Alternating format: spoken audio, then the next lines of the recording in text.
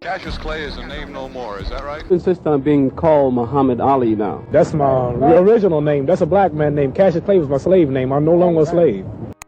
I think a lot of people confused by the new Arabic name, El-Hajj Malik El Shabazz. I've always had the name on my passport, Malik El Shabazz, only I only used it in the Muslim world. Whole rebirth. And for those who don't understand things like this, is just to make it simple as this is from when Cassius Clay went to Muhammad Ali, when Malcolm Little went to Malcolm X, to Malik El Shabazz, when Stokely Carmichael went to Kwame Ture. I can go on. It's a rebirth, but I'm not religious. I am spiritual. We are spiritual beings, but I'm connected and I know my purpose. I know why I'm here. Get such a Roman name as that? Well, as I understand, I'm Cassius Marcellus Clay VI, and my great-great-grandfather was a Kentucky slave, and he was named after some great Kentuckian. Well, Cassius Marcellus Clay is a great name in Kentucky.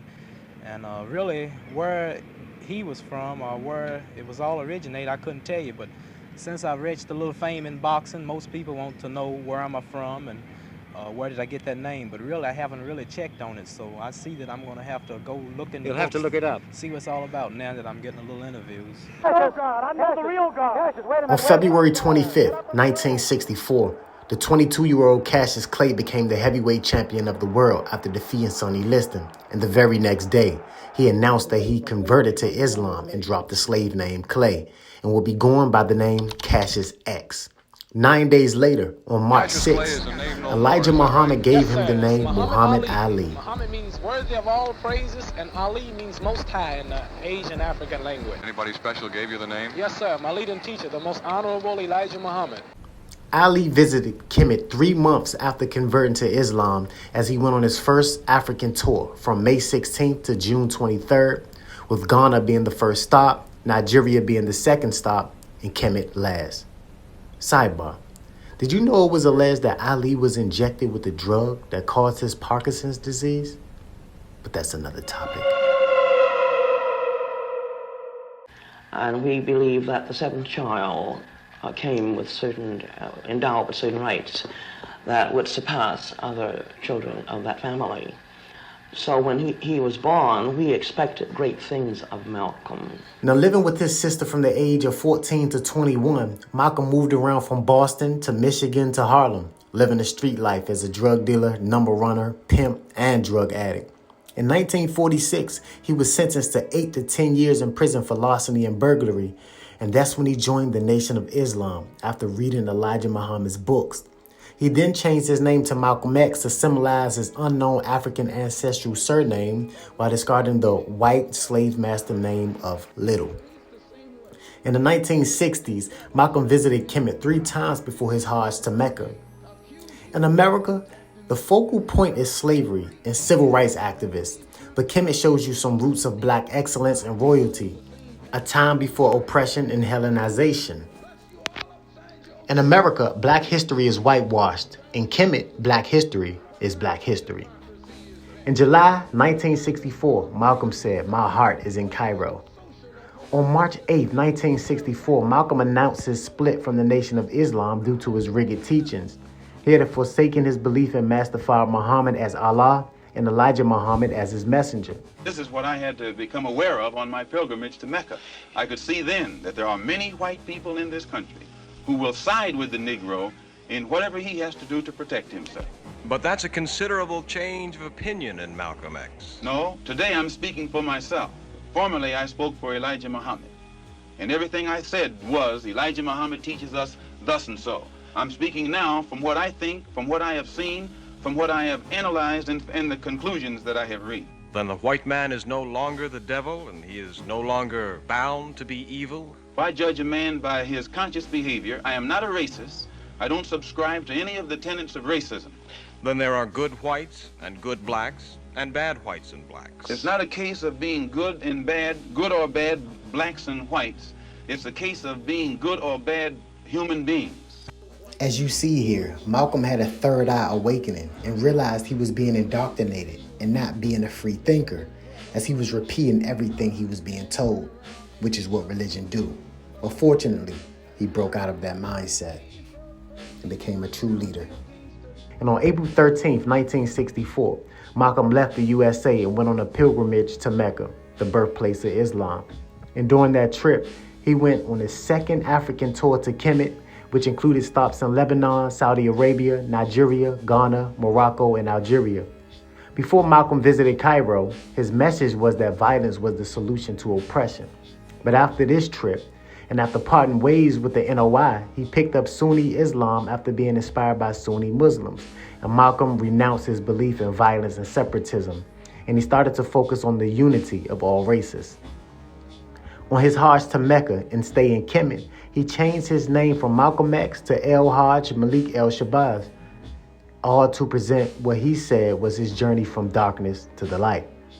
After he spoke at the University of Ibadan, the Nigerian Muslim Students Association bestowed on him the honorary Yoruba name Omowale, which means the son who has come home. He later called that his most treasured honor. Mr. Touré, here in the 1960s, as I said before, you were one of the ardent proponents of using the term black. How do you feel now about abandoning it in favor of African American? Well, I do not even use the term African American. I use the term Africans because that's what we are. We're Africans in America. There's nothing American about us. Our history has only been a history of struggle in America. We are the only ethnic group in America who have to shed our blood to make reform. To get the vote, we must shed our blood. To get our children to school, we must shed our blood. To get on a bus and sit where we want, we must shed our blood. To even get in a filthy 5 and 10 cent store, we must shed our blood. So I don't see how we could be American. We're Africans in America struggling against American capitalism. And only until it's destroyed will we enjoy the rights that everyone else is speaking of. A trip to another country in Africa caused another prolific figure's name change. In 1978, a major leader of the Black Power movement and the honorary prime minister of the Black Panther Party, Stokely Carmichael, visited Guinea and changed his name to Kwame Ture to honor Ghanaian revolutionary Kwame Nkrumah and Ture, the first president of Guinea, who had become his sponsors. His Black Power movement was inspired by Malcolm's philosophy. He became one of the most popular and controversial black leaders of the late 1960s. FBI Director J. Edgar Hoover specified Carmichael as the man most likely to succeed Malcolm X as America's Black Messiah. The FBI targeted him for counterintelligence activity through his COINTEL program, causing Carmichael to move to Africa in 1968.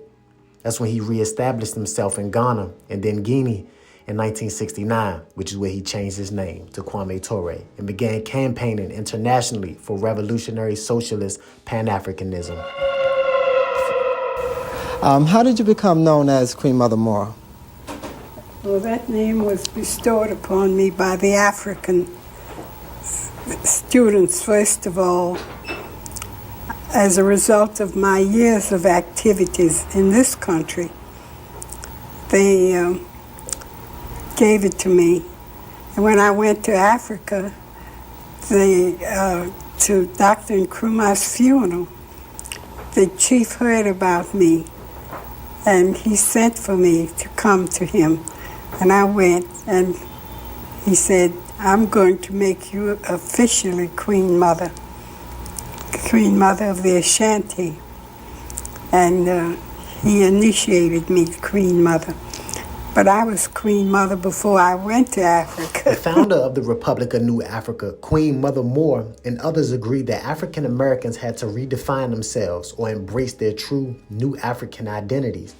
Living as a minority within another nation for so long led to a long and complex process of evolution, which made it difficult for them to identify with other continental and diasporic African societies that had also changed and maintained a variety of distinctions among themselves. Instead, RNA theorists argue African Americans should accept that they were New Africans.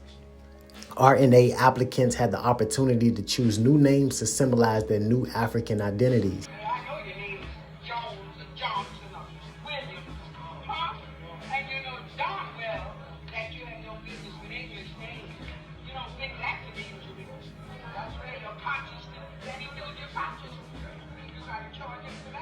Removing the slave name is just part of the strategy of decolonizing the mind.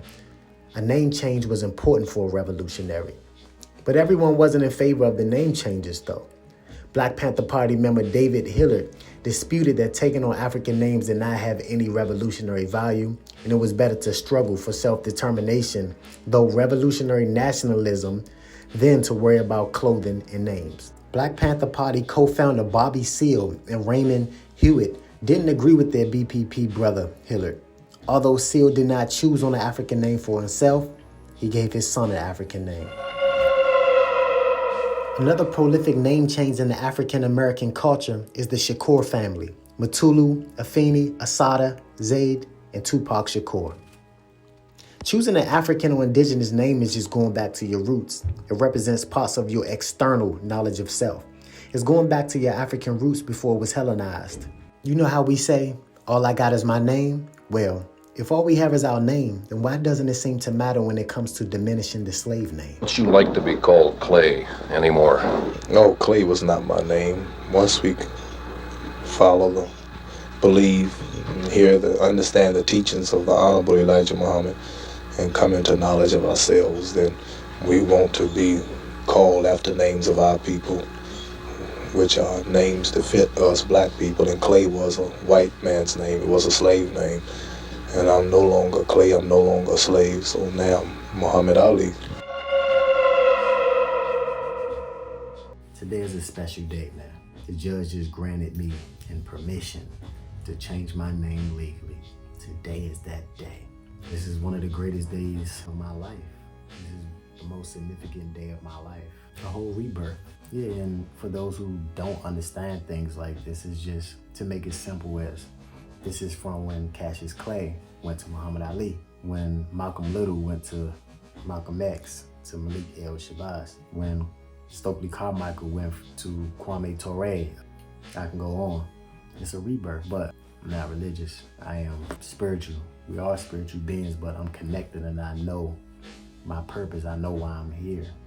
I know I am a star being. I'm from the stars. I'm not an earthling. I'm a starling. So I just hope I inspire you to take control and have sovereignty of your mind and your soul and have your self-awakening. And the name El-Dumarè is just, it means power. It means God. It means being godly. It's just the higher divinity that there is. It's finding the inner God himself, finding the hidden Ra, the Amen Ra, the hidden God. And I found my inner God. So I hope I inspire you to take back and wipe away the slave name, as they say, right? And even as a kid, I wanted to change my name. When I first told my mother I was changing my name, she was like, I'm not surprised, because you wanted to change it since a kid. So I hope I inspire you to go on your journey and don't be scared. It's about self-sovereignty. It's about freedom. I'm completely ripped away from the matrix mentally and spiritually. My body is still in this realm, so I travel as much as I can. Astral travel. I live a great life. I'm here to inspire. I aspire to inspire. A lot of black sheep have the story of being physically disowned by their family, dealing with abuse in many ways. But I don't have that story. I was raised by a loving and somewhat overprotective family. I had a very fun childhood in the midst of DC's chaos. All of my male family members were involved in the streets, and I was always a kid who learned from the mistakes of others, so I didn't get involved because I didn't have to. But I grew up with no elders with spiritual significance, not even heavy religious, except for a couple of people. Therefore, I grew up being indoctrinated like everyone else, as my family repeated the lies society told them. Celebrating genocidal and oppressive holidays, believing in fairy tales like Santa Claus, etc. So, when did the spiritual conversion happen?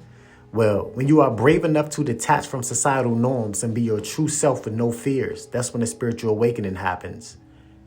It was a journey of deprogramming my mind and reprogramming my mind, aka exiting the matrix. It's disobeying immoral dogmas by shattering prior indoctrinations, including the lies told in school and by your parents who just goes along with societal norms. It's having the guts and sense to question everything. My first awakening was a truth-seeking conscious awakening, going down rabbit holes, studying the truth about these holidays we celebrate. And then the Black conscious awakening, studying entities like the 5% Nation and the Black Panther Party and any other Black liberation activists and artists. Then the spiritual awakening brewed from there as I tapped in with all of my sixth sense gifts, such as clairsentience, clairvoyance, and so on. I first experienced my clairsentience gifts around 20 years old, but I didn't fully understand it and know the name till years later. I was finding out my true nature by coexisting with nature and the animal kingdom, living by universal laws and not immoral man-made laws. I started accessing my Akashic records and exploring my shamanic calling, living the life of a true healer by healing my wounds and teaching others how to heal themselves emotionally, physically, and mentally. It's living the life of a generational curse breaker. Being the one black sheep out of 99 sheep to go in a different path than their shepherd. Being courageous enough to question which way are you being led. Being a nonconformist and an insurgent to society. Being an apostate to the Western God. My first Know Thyself trip was to Morocco for my birthday in 2021. Around that time, I was studying Noble Drew Ali and Moorish science, connecting with all of the Moorish history, and I was inspired by the greatest traveler of the old world, Ibn Battuta, an African. I went to his home in Tangier. Now, as y'all can see, I'm at the site of Ibn Battuta. I've been doing my research on this guy for like a year now. Big inspiration travel-wise. So, you know, I'm here to the homeland, going to the roots of the inspiration on my birthday. So this is my birthday present for me, getting in touch, more knowledge itself. As I walked around in North Africa, Berbers asked me, was I from West Africa? And ironically, at that time, I didn't know a West African name but choose me. All of those rebirths led to the biggest transformation thus far. During the middle of June 2022, I could say I chose the name El-Dumarè, Asar, Saqqara, but it chose me because it was already predestined. As I combined West Africa and North Africa, I became whole. El-Dumarè is from Nigeria, the Yoruba language, and I am named after Olodumare, the androgynous supreme being of the Orishas. Asar and Saqqara is the connection with Kemet. Before Jesus, Asar, who you may know by his Greek name Osiris, is the original god of rebirth and the god of the afterlife and underworld. The connection with the god of rebirth is self-explanatory, as someone who is addicted to growth and always outgrows everything around him because the phoenix constantly rises from his ashes. The god of the underworld relates to me in ways of being a master healer, a spiritual alchemist who works with the wounds under the surface. The underworld represents the internal world. The connection with the God of the afterlife comes from my understanding of past life and afterlife through knowing there is no actual past or future, but just one continuum that lives in different dimensions, and my understanding that there is no birth without death. And the afterlife is just a phase when you go through during your heroine of Hades and your dark night of the soul. It came to a point in my journey in my mid-20s when I realized I was the reincarnation of my sister, based on my abnormal woman's intuition and understanding of emotions, and my passion for defending women because I understand them and the things they've been through. Then the connection between my sister and I having the same complications at birth, with her living for only 1 day, and 11 years later, I survived it. Being ECMO babies, meaning we both swallowed the stool of our mother while in the womb. My sister died from asphyxiation, and I could have died from asphyxiation, but I was flown in a helicopter to go to another hospital to get surgery on my neck, and I survived. Right before I went to Kemet, I got a tattoo of the scarab beetle, the Egyptian god Khepri, over my scar, which represents rebirth, and it represents the rebirth of my sister in a new version of my higher self. As the name chose me in the middle of June, around my sister's birthday, which is June 15th, that was the final indication of me being the rebirth of her in male form, as Shiva and Shakti energy combines, along with Olodumare being an androgynous god who possessed the divine masculine and divine feminine. My sister died on June 16th, and 16 has been my spiritual number since 2008. My grandmother died when I was 16 in 2008. 2 times 8, 16. And that's when I fell in love with writing 16s, aka rap verses. The lotus flower represents spiritual rebirth, and it has 16 petals. And in Egyptian mythology, the Egyptian god Nefertim was originally a blue lotus at the creation of the world, who had arisen from the primal waters. and there are more spiritual connections with 16. But now, my surname Saqqara comes from Saqqara, Egypt, which is one of the most important places on earth, and it is filled with pharaoh tombs and the Djoser steps, which is the first pyramid steps that was ever built, and Imhotep was the architect. Sitting at the Djoser pyramid was a real surreal moment, as you see me basking in the moment of self-discovery. The name change was finalized 6 months later on a FaceTime call in December 2022 by the judge when I was in London. It was kind of interesting because who give these people authority over changing our names? As you give the reasons for your name change, they have the authority to say no if they don't like your answer. So, what is my exact connection with Muhammad Ali and Malcolm X, aka Malik El Shabazz? I visited Saqqara in Kemet 3 months after my name change as well, unintentionally. In late September, early October, my birthday trip for a full rebirth and connect with the Kemetic royalty. The forefathers before me usually changed their name for a religious conversion, but me, it's a spiritual conversion. I am free. Juliet told Romeo that a name is just a name and has no meaning behind it, but that's because she fell in love with her family's enemy. Well, in this case, a name is everything. It has nothing but meaning, because I fell out of love with my enemy. And my enemy is colonization and indoctrination. It's Djoser Pyramid, the first pyramid in mankind, built by Imhotep, the third dynasty of King Djoser. We are in Saqqara, Egypt, and this place just, as I was doing my research with my name change, I am El-Dumarè, Saqqara now, and we are in Saqqara. So. Do you know how indoctrinated African Americans are? I told a family member my new name, and they said it sounded like a foreigner's name. We are so stripped from our African indigenous roots, where African name doesn't roll off our false native tongues with ease.